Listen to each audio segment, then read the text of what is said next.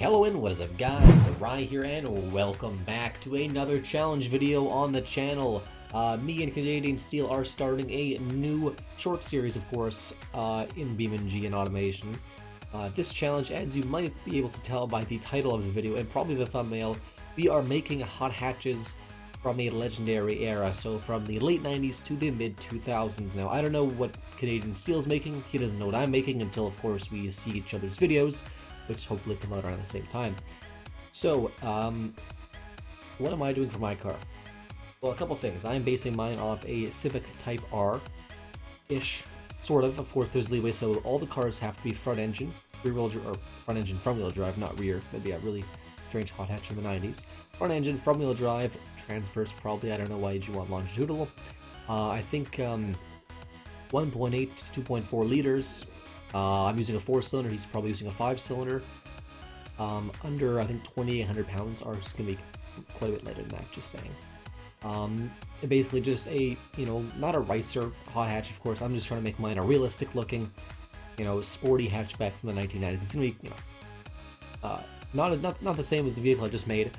That was more of a base, cheap eco box. This is an actual, economy car, I guess, but this is like the hot hatch version. This is an actual sports performance oriented version, not like a beefed up race box. So what we're doing, we're gonna choose the body here. I'm actually choosing the curvier body. I'm gonna start off with just steel. I might go partial aluminum, which, for an economy car wasn't too common, but it could happen. If we have the budget, we might go there. Other things, so $25,000 is the budget. I think we're gonna keep it in and around there. So, pretty realistic pricing. Pretty realistic. No turbos, NA, etc. So we're keeping it pretty straightforward. I'm going to do monocoque, I'm going to do just steel. I might do AHS, maybe I can do AHS steel. Yeah, maybe. So front transverse, Pearson struts in the front, which is doable. Then we're going to do, I'm going to do torsion beam. Torsion beam is just cheap, just a cheap old suspension type. And I think I'm going to splurge and go McPherson struts front, wishbone back. So a little expensive. Inline 4-cylinder, so of course, like any Honda Civic Type R, it's going to be dual overhead cam, 4-valve per cylinder, variable valve lift, and it's going to be very short stroke, and a big bore if we can have it. The biggest we can have, 1.8 liters basically. 4-valve, I can go 5. The 4 is just a little more, we're saving money. Now, we have some rules as well on internals and engines. We can have sliders up to, I guess, +3. We can have as much minus as you want, but +3 is where we're maxing it out. And for the internals of the engine, you can go a bit forged, like just light forged. No heavy duty, no titanium, no lightweight forged, etc. I'll put this all the way 5 to start. 5. No turbos, multi-point per cylinder. Performance. I think we're just doing regular fuel. I'm going to do regular. I think we're just doing regular, yeah. Tubular exhaust, 3-way, have a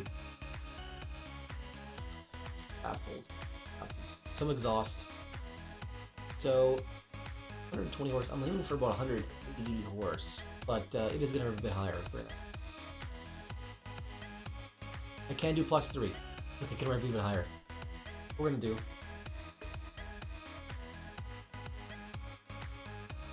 I can do +3 in the internal. I can just change the piston a bit bigger, just so it makes a bit more work.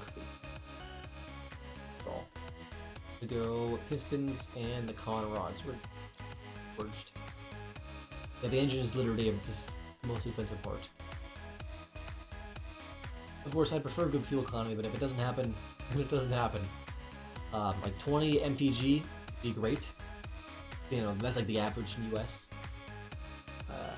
Size. Well, small still, actually, surprising. Headers are just giving enough flow. Race is out of the picture. You can't have race headers. I think no car would have had that. This though, probably. Oh, and a nice smooth torque curve. It is smooth. You have the 0 torque, 80 pound-feet of torque from 0, which from 1200 is not terrible considering we only have 118 to play with. 173 horse, we're getting there for horsepower. 180 horse, 125 torque to start, so no torque. Less horse than a Civic Type R. I think more torque. I think the Civic Type R, this generation, the first generation Type R, and 118 pound-feet. Correct me if I'm wrong. Don't actually correct me. Let's just kidding. We got more torque, less horsepower. It is a pretty light engine though. Not too loud. Pretty good response. The fuel economy is not terrible. We're doing this body right here. This is almost like a body you could have rear-wheel drive on, but you know, it's not part of the challenge. Go through everything else first. Manual, 6-speed, all splurge in the transmission. Now 5C is probably a bit more realistic. Limited slip diff. Now I'm imagining this car, so you know, there's the Civic Type R, or there's like other performance cars in the 1990s. Then for some of them, you had like, you know, different trims with different suspension bits and yada yada yada. So a Nissan Skyline, you might have like I think there's like a V-spec maybe, a Nismo, you know, whatever, things like that, right? Civic Type R, I'm sure there was other trims and models as well. I know for like for Mazda RX-7s, there's like the Spirit R, I think, etc. There's a bunch of different models. This is the same thing. So this is the top of the line, cream of the crop, expensive model, 25K of course still. It is still an econo box, it's not a sports car. So this is the one with the limited slip differential, viscous limited slip diff, radial sports tires, 205s, which is a very chunky front tires. We'll do 15s alloy and don't use that yet. 4 pistons front, full vented and we'll solid in the rear, just 2 pistons rear. I'm gonna leave this fully clad in cooling flaps just for now because I want better fuel economy. 5-seater, I think we're gonna do, yeah, 5-seat. I think we're just doing standard interior, or can we do sport? Let's do standard. Standard. And then hydraulic. Just ABS. Save some money there for sure.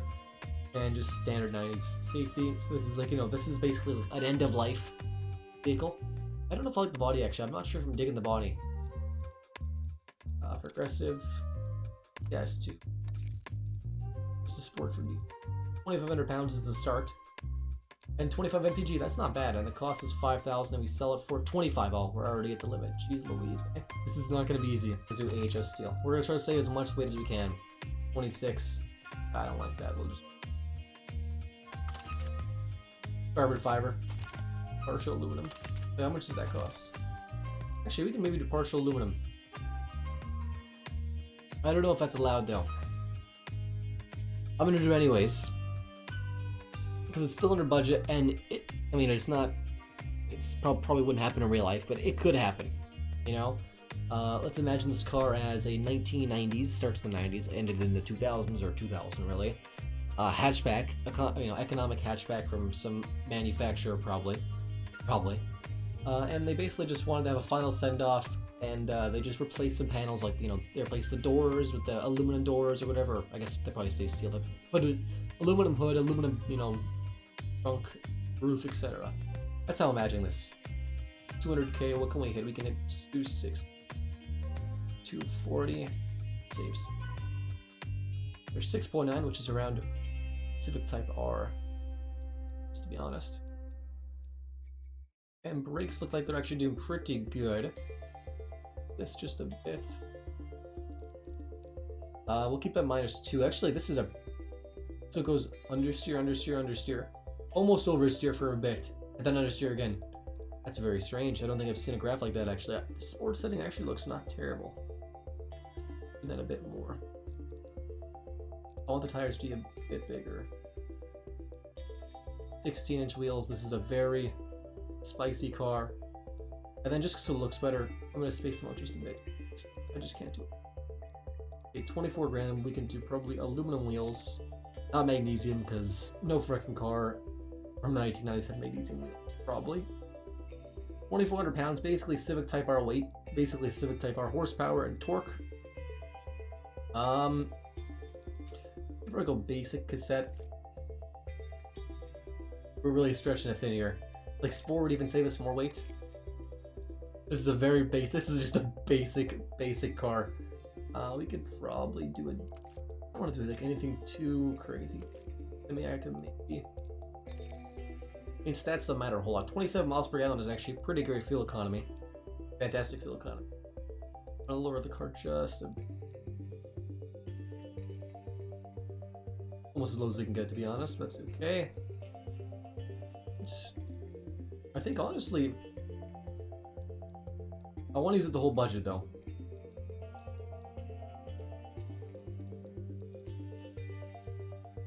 Also save some weight.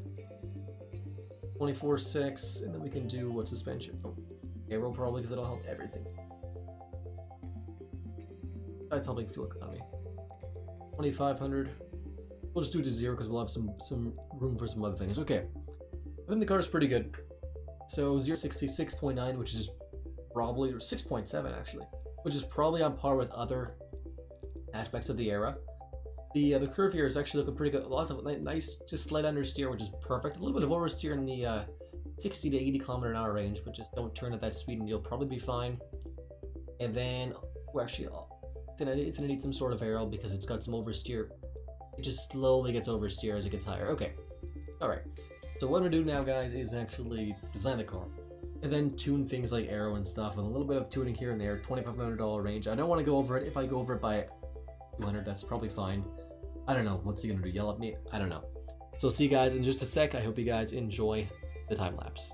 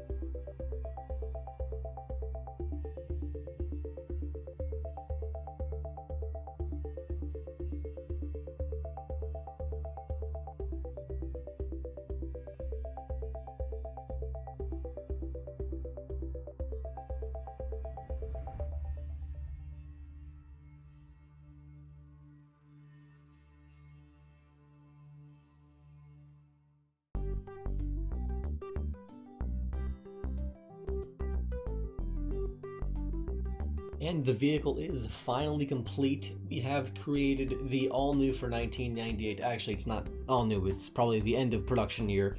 The Maven Vectra Type SP.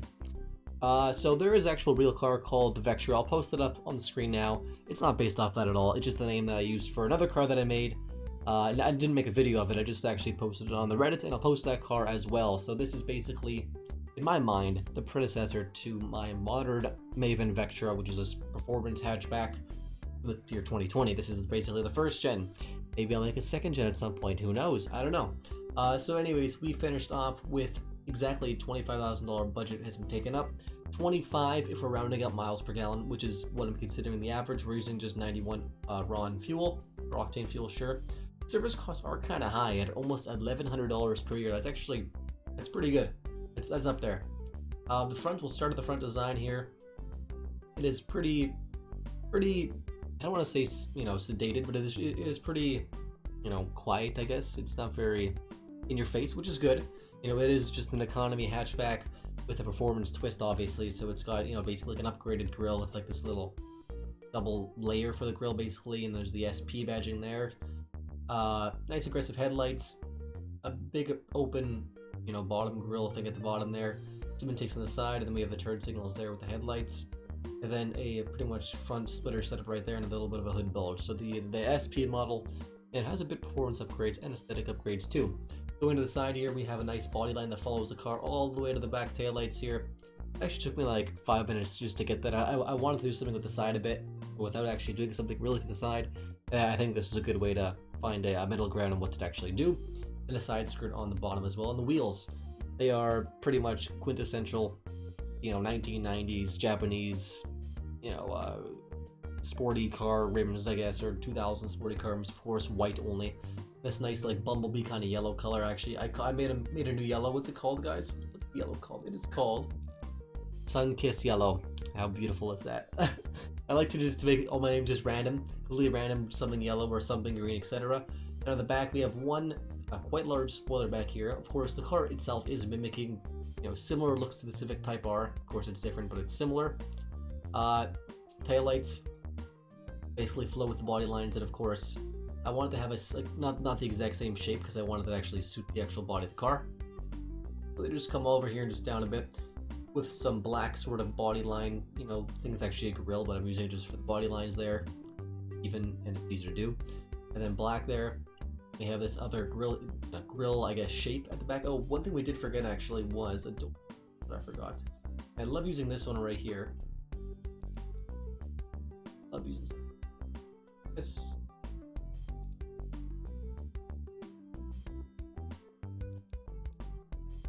Way that I have it.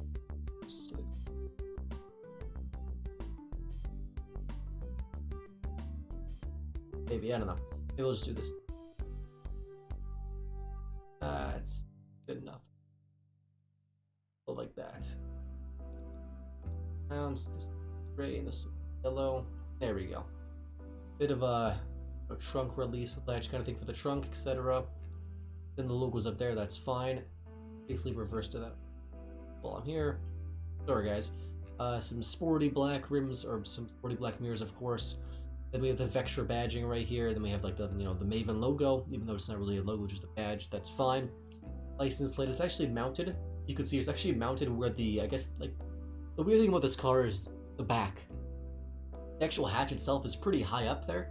Like it's a pretty small hatch, and I guess this is part of the hatch too. Now this body line flows the hatch. That's fine. It's a really weird hatch. I'll take it. Back end itself, it is a bit more. I'd say the design is not controversial. Look at that kind of. I don't know if I like that now. It's doing that. I don't know if I like that. See, like right through it. Maybe we'll just get rid of that. We'll just have this. That's fine. I wanted to have some more bar lines. That's fine. Very subtle, just a twin single exhaust outlet. I was thinking of like just two big exhausts like fart cans, but this is a stock production vehicle. They produced this car from 1994 to 1998, with the actual model from 1989 to 1998. 1998 is the last model of this car. Tires are quite small, or quite large, at 205s in the front and 155s in the rear, or 75s in the pretty large rear tires too. I did +3 quality sliders for a few things, and I tuned the suspension and air just a bit more. It is a 4-seater, 2,200 pounds. Again, 25 mpg, which is quite solid actually. And performance numbers, so 6.60 to 60, 208 kilometers an hour is the top speed. It is geared to 220, just because. I'm not sure how to, the roll angle is actually quite low, only 3.4 degrees. Apparently the quarter mile is in 15 seconds. I wonder if we can beat that. Probably not. Weight distribution is just terrible. That's bad. That's just not great for a small engine, front engine, or front-wheel drive vehicle. It is a very big hood for the size of the vehicle, but a very long back too. So all that's left to do is test the vehicle on the automation test track. I just want to see, give it a benchmark for what I can actually do. Then in the next episode, I'm going to compare it against, of course, Canadian Steel's hatchback, whatever it may be. I've heard rumors of an inline 5-cylinder 2.4-liter engine probably, so quite different from what I'm doing actually. So we'll do the test track quickly, listen to the car drive around, speed 5 of course, real quick, see what we can do. I'm hoping it's going to have really good handling, because it looks like it's very balanced overall, the handling itself. Ooh, not great for the first mark here. Just under 50 seconds coming up on the slingshot turn. 1:30. 44 seconds in the second marker. Oh my god, it took that pretty fast. 225, just under. That's not terrible. Not great either. We'll look at the suspension just one more time. So look at this. It is just under oversteer the entire time. Very, very, I don't want to say well tuned, but it looks like it's going to be a very easy handling car, very neutral handling. And so low speeds and high speeds, it's gonna handle pretty good. High speeds, of course, just a bit of overstretch. We just tune it. Ready to 100. There's not much more we can do. We can lower this stuff, but it's not really doing much anyway. So I think that's all for this video. Next video in a few days probably is going to be actually driving the car against Canadian Steels to see how it performs overall. Thank you guys so much for watching. I look forward to seeing you guys in the next episode, and as always, I'll see you next time.